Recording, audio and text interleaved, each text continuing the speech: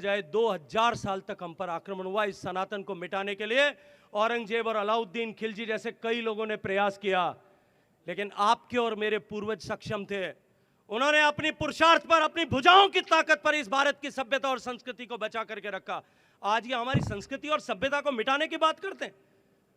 सौगंध है हमें उन सब हमारे पूर्वजों की, जिन्होंने, चाहे वो महाराजा सूरजमल होंगे, चाहे वीर दुर्गादास होंगे या महाराणा प्रताप है, हम सबको उनकी सौगंध उठा करके खड़े होना पड़ेगा कि हम इस सनातन पर हमला करने वालों को बर्दाश्त नहीं करेंगे।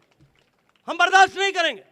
हम उनको उखाड़ करके फेंक दें और चुनौती के साथ में खड़ा होना पड़ेगा। जो सनातन के विरोध में बात करेगा, उस हर बोलने वाली, शब्द बोलने वाली जबान को हम खींच करके बाहर निकाल देंगे। जो सनातन की तरफ आंख उठा करके देखेगा, उस उठने वाली हर एक आंख को हम उंगली डाल करके आंख को बाहर निकाल देंगे। हम चुनौती देते हैं कि सनातन के विरुद्ध बात करने वाला कोई भी व्यक्ति इस देश में जो है अपनी राजनीतिक ताकत और हैसियत बना करके नहीं रख पाएगा। कि आपको मोदी जी की वो सरकार जो वादा कर खरी उतरती है, बिना वादा किए भी आपके सारे काम करती है। कभी वादा नहीं किया था कि हम शौचालय बनाएंगे, कभी वादा नहीं किया था कि हम पीने का पानी देंगे, कभी वादा नहीं किया था कि हम हमारे गरीब का घर बनाएंगे। लेकिन आज जिस तरह से गरीबों के जीवन में कल्याण लाने करने के लिए काम करती है, और दूसरी तरफ ये वादा खिलाफी करने वाली सरकार। जिस दिन से किसान को फ्री बिजली देने की बात की, मैं अभी शिव में आया, शिव में किसान सड़क पर बैठे और बिजली मांगने वाले किसानों के ऊपर लाठियां चलाई जा रही है, बंदूक की गोली, पिस्तौल में गोली दिखा करके उनको परेशान किया जा रहा है।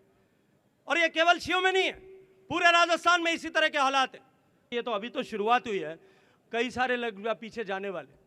जिसने राजस्थान की माताओं बहनों के सिर पे से मटका उतारने का जो पुण्य का पैसा मोदी जी ने दिया था, उसमें भ्रष्टाचार किया, उसके हलक में हाथ डाल करके उसका पैसा निकाल करके माताओं बहनों को पानी पहुंचाने का वादा हम आपके सामने करने के लिए आए। मित्रों, मैं आज आप सबका आह्वान करते हुए एक बात करना चाहता हूं। मैं अभी जब यहां आ रहा था, उस रथ पर खड़े थे, आप लोग स्वागत कर रहे थे। मैंने कैलाश जी को पूछा, मैं कहा यार कैलाश जी, इस बाड़मेर में नगर पालिका मुझे ऐसा लगता है कि कांग्रेस की है। तो उन्होंने कहा भाई साहब आपको कैसा लगा?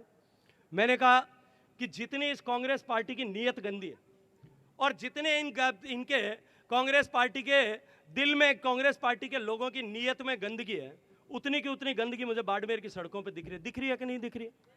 और मेरे को एक पत्रकार ने पूछा कि आपको राजस्थान की सरकार कैसी चल रही है, इसके बारे में कोई टिप्पणी करनी है क्या? जब मैं आ रहा था यहाँ पे, तो मैंने कहा कि उस विवेकानंद चौराहे पे सड़क की हालत देख लो, वैसी चल रही है। 1-1 फुट के खड्डे पड़े, शहरों के बीच में इस तरह के हालात हैं। और आपके जो माननीय विधायक जी हैं, उनके चर्चे तो मुझे कई जगह सुनते हैं सोशल मीडिया। पता नहीं कैसे कैसे वीडियो की बात लोग करते हैं। भाई मुझे तो पता नहीं है, मैंने देखा तो नहीं है, पर लोग कहते हैं कि बड़े बड़े वीडियो उनके आने वाले। और चुनाव में कोई मुझे कह रहा था कि उनकी एक ईडी आने वाली है। कभी तो कहते हैं ईडी आएगी, कभी कहते हैं सीडी आएगी। ईडी तो इसलिए आएगी कि अपने भतीजों को किस तरह से जमीन की बंदर बांट की है, आप लोगों को ध्यान है कि नहीं है? किस तरह की बंदर बांट की है? रिको की जमीन पे फर्जी कागज किसने बनाए? महावीर नगर के प्लॉट नंबर J1 J3 को अपने रिश्तेदारों को बांटने का काम किसने किया? उसमें ईडी आनी चाहिए कि नहीं आनी चाहिए? और बाकी जो इन्होंने काम किया उसकी सीडी भी आनी चाहिए कि नहीं आनी चाहिए? इनका चाल चरित्र और चेहरा उजागर होना चाहिए कि नहीं होना चाहिए? आप करना चाहते हो कि नहीं चाहते हो? अगर आप करना चाहते हो तो अपने दोनों हाथ उठाइए और भुजाओं के मिट्टियां तानिए और तिरंगे की सौगंध खा करके आज एक बात यहां से मेरे सामने संकल्प करिए